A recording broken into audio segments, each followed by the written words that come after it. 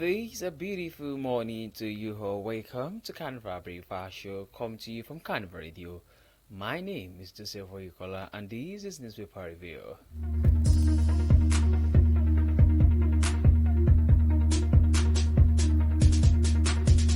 Yes, to begin the news this morning, here are the headlines. We were stabbed, locked up with criminals, says minors. Lawyers demand rehabilitation, compensation for freed and bad governance minors. Obasanjo commends Obaseki, urges focus on human capital development. Enugu withdraws from suit challenging EFCC legality. Bandits abduct 100 people in Samvera community.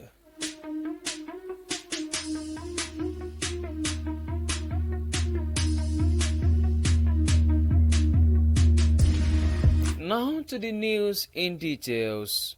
After being granted reprieve by President Bola Tinubu on Monday, several minors aged between 14 and 17 who were arrested during August and bad governance nationwide protest against hardship in the country have shared their harrowing experiences while in custody with the newsmen.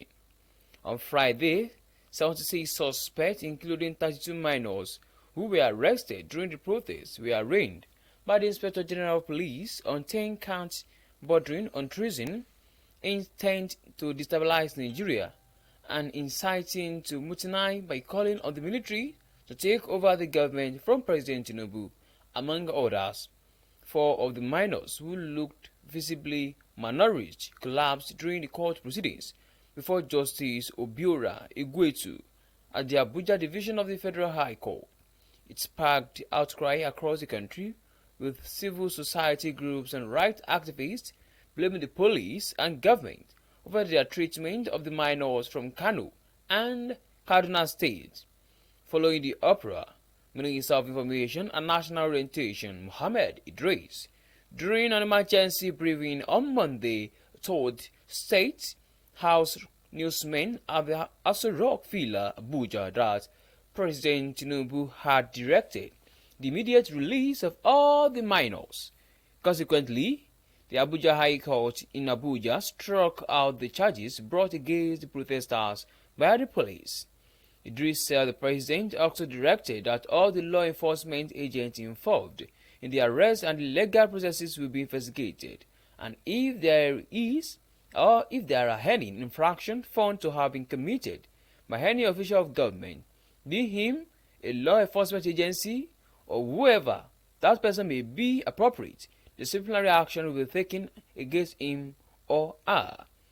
On Tuesday, Vice President Kashim Shettima, before handing over the minors to the governor of Kano State, Haba Kabir Yusuf, and his Kaduna counterpart, Uba Sani, argued that President Tinubu's decision made on humanitarian grounds, despite evidence of wrongdoing, was an opportunity for personal reform. Some of them who spoke to newsmen at the Muhammadu Buhari Specialist Hospital, where they were taken on their return to Kano Tuesday night, said they were denied food by the government officials for several days. Ali denied involvement in the protest, saying he was arrested on his way to the market at Kwana Udu in Ungongo local government area of the state, where he usually does menial jobs to sustain himself. He added that they were kept in the dark while under custody, which he said affected some of them when they went for trial. For more details, please visit Punch newspaper. We were stabbed, locked up with criminals, says minors.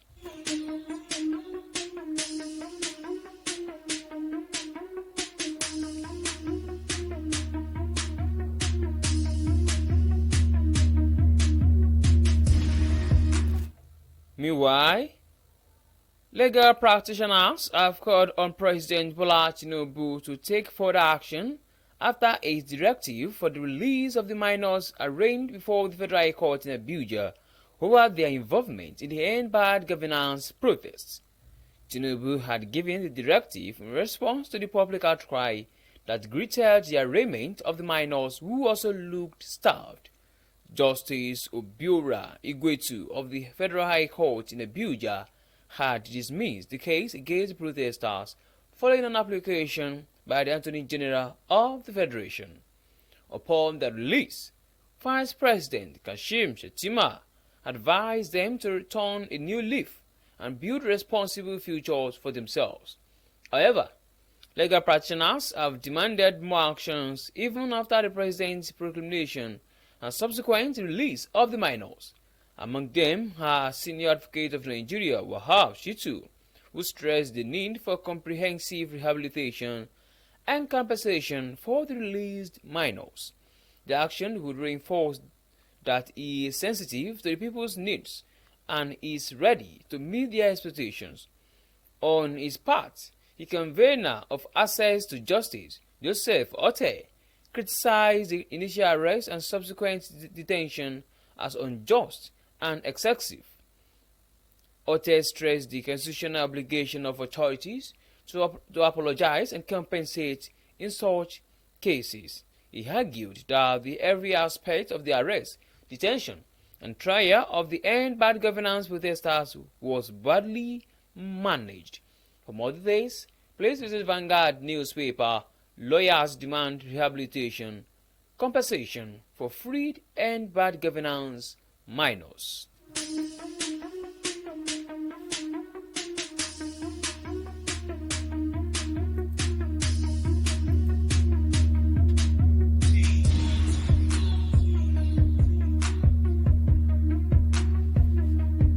Moving forward, Oyo State has withdrawn from the suit filed by some states in the Federation contesting the laws that establish the Economic and Financial Crimes Commission, as well as the Nigerian Financial Intelligence Unit guidelines, which is before the Supreme Court.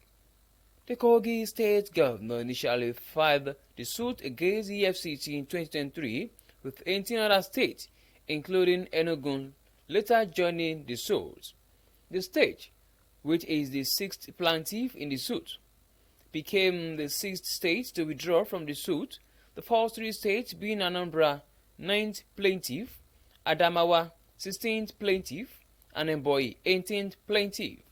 The three states withdrew the suit before the 7-member panel of justice of the Apex Court on October 22, the day of the hearing.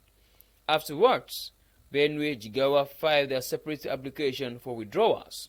While Benue filed for withdrawal on October 23, Jigawa filed its own on October 24. Also, the Ogun State government said it was not challenging the constitutionality of the EFCC but was seeking an interpretation of the Apex Court on the NFIU guidelines on case withdrawal limits. The Supreme Court, after hearing October 22nd, reserved judgment in the suit to a date it will communicate to the plaintiff. The Enugu State Attorney General and Commissioner for Justice, Kingsley Ude, in an application addressed to the Supreme Court, disclosed the decision of the state to discontinue being a participant in this suit. This news was sourced from the Nation newspaper. Enugu withdraws from the suit, challenging EFCC legality.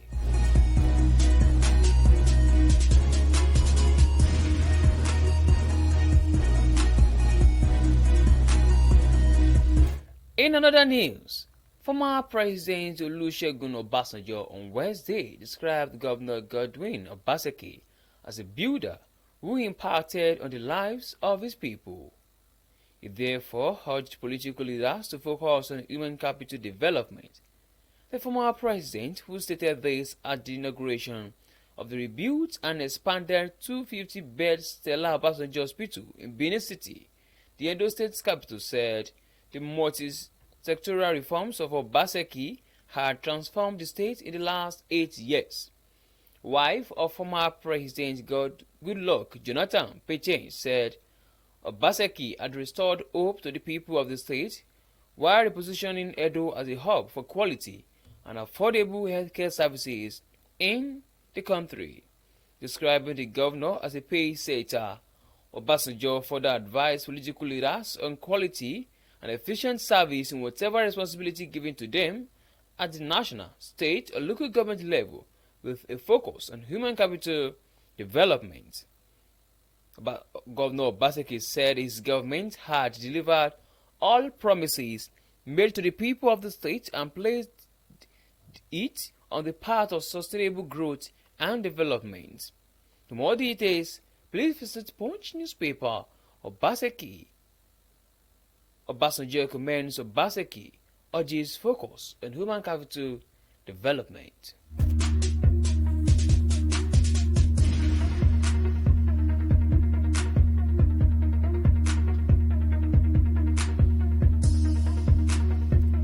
On to the last news for this morning. Bandits have attacked communities in 1K near Guzau, the capital of Zamfara State, and abducted about 100 citizens. A chief imam was among the victims abducted, according to the source. This is the second time the imam was abducted. The state government and police are yet to react to the incident. A survivor told newsmen that the affected communities were under siege and people were migrating for fear of further attacks. He further explains that near Sabunlayi, over 50 persons were taken away, and near Dunguhayi, about 50 others were also abducted. He stated that they were still counting those missing, adding that some of the locals were terribly frightened and ran for safety. He added that terrorists were chasing people as if they were chasing animals, lamenting that it was quite a disturbing scenario watching how people were being chased away from their houses. According to him, they, bandits, were chasing the people on motorbikes, stressing that they traced women to their houses and abducted them, while some were even intercepted while running away and were headed like animals to the bush. The source said the officials at 1K were informed but no action was taken. Efforts to get police reaction on the incident were not successful. This news was sourced from the Post newspaper. Bandit abduct 100 people in Zamfara community.